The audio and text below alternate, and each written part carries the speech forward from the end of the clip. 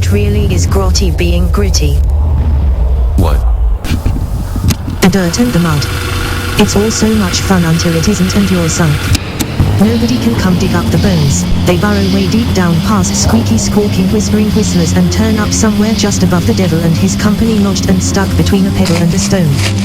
Now all you've got is grot and you're in want of a spine. I feel somewhat removed from my spine these days. And my membrane has melded. You're as slippery as a glass slipper now, I can smell it. Sometimes a duck just isn't a duck. I'm out of water. Who gives a fuck? Well, it's so nice to see you again. At some point I just sort of figured you had vanished from everything. That's what it seemed like at any rate. Your letters stopped coming and I just kept writing and it began to feel as if I was writing to someone else. Like you slipped out of your skin and some skeleton from a crypt somewhere put your face on and muscled disparate ideologies out of your mouth. Why, but such nonsense coming from the likes of you. You were the one that stopped writing, silly goose. Duck duck. Mucky muck muck. Why would you say that to me? I'm being serious now. I know you are, but what am I? You even told me why. You said you felt confused and you felt hungry and tired and speaking to me was becoming Sisyphean. I'm not sure you had a good grasp on whatever you might have meant then, at that time. This is strange. I have no recollection of this. Must have been someone else. Everybody's someone else to every other person. I missed it here. I missed the cicadas and the mosquitoes and the humidity and the stickiness of it all. It's just so real and it's so right now, even when it's not, and outer light seeps through tears in the veil.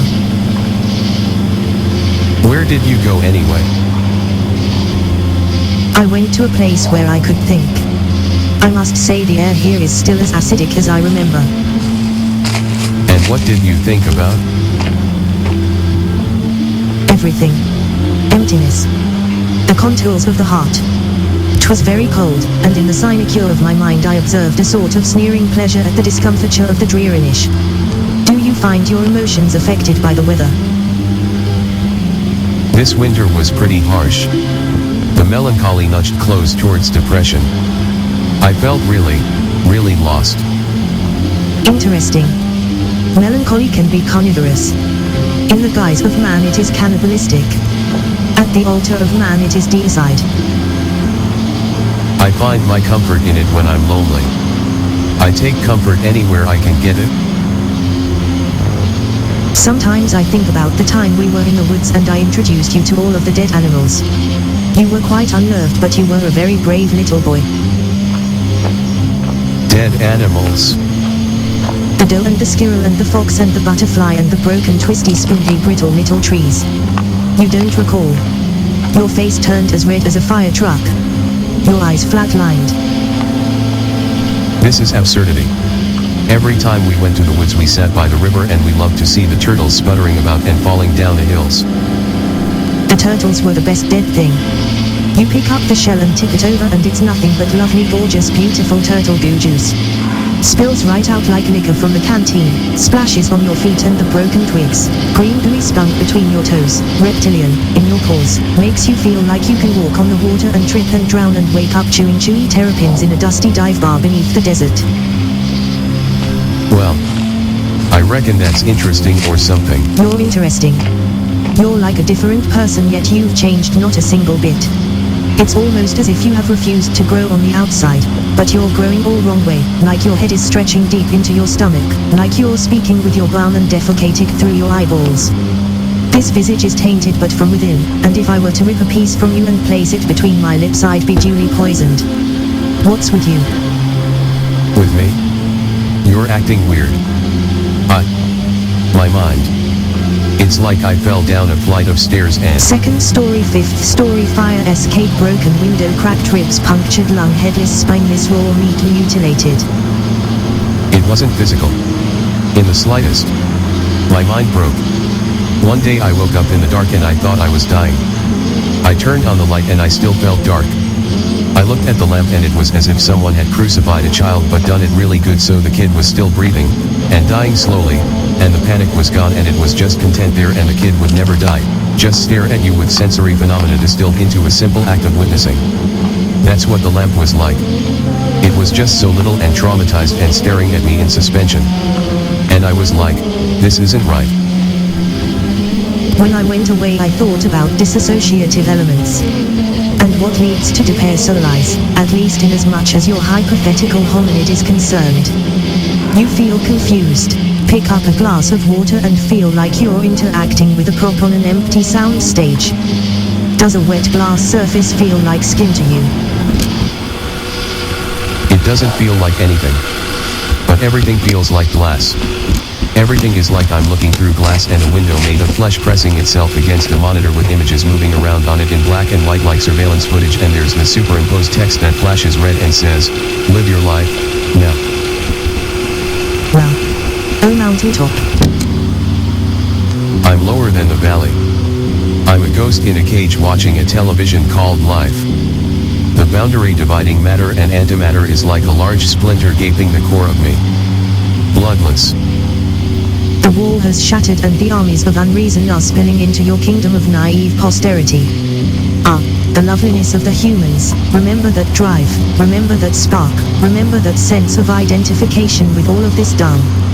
It's a tinny tin encasing this languid gang of sardines. So have you been clawing at the barrel's burly bottom and sides? Being trampled by blinded crabs?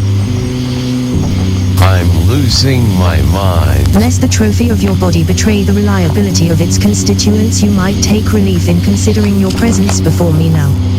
You seem stable. I am not stable.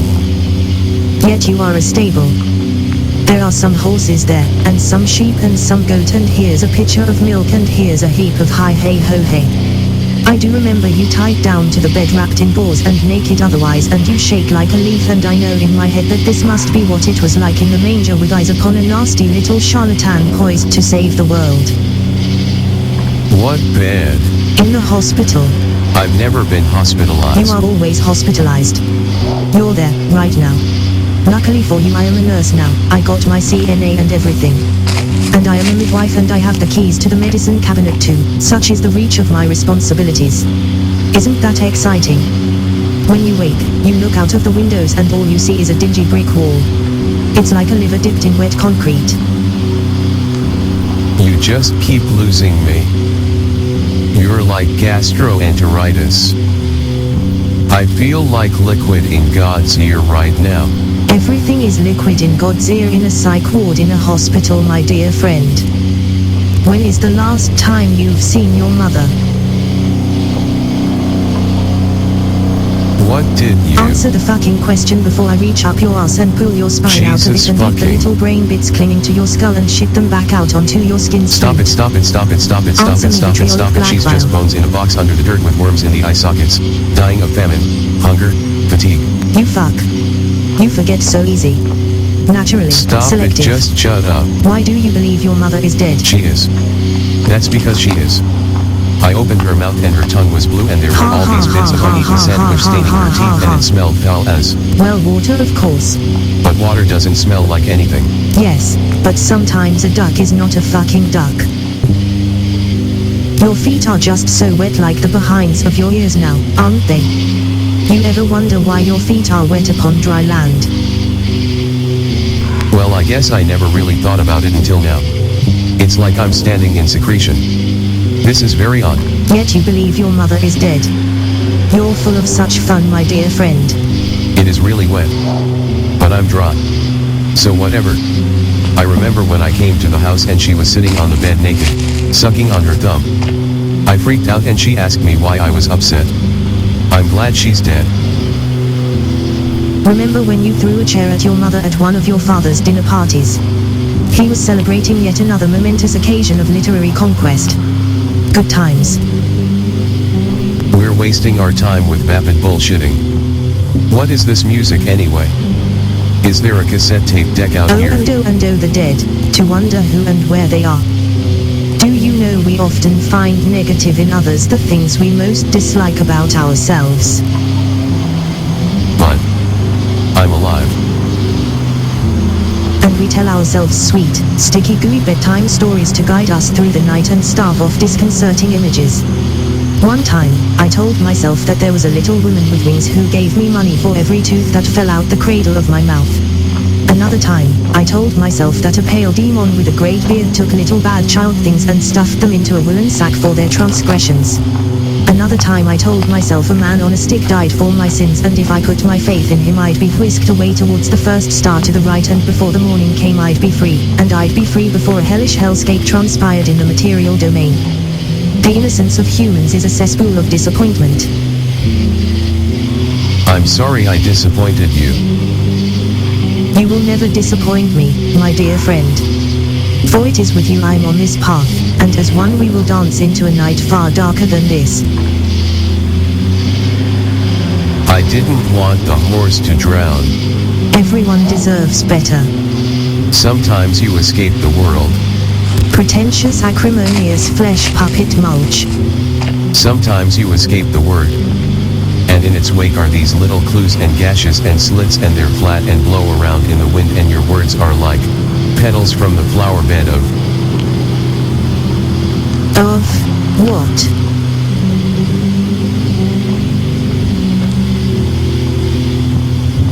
Of a god.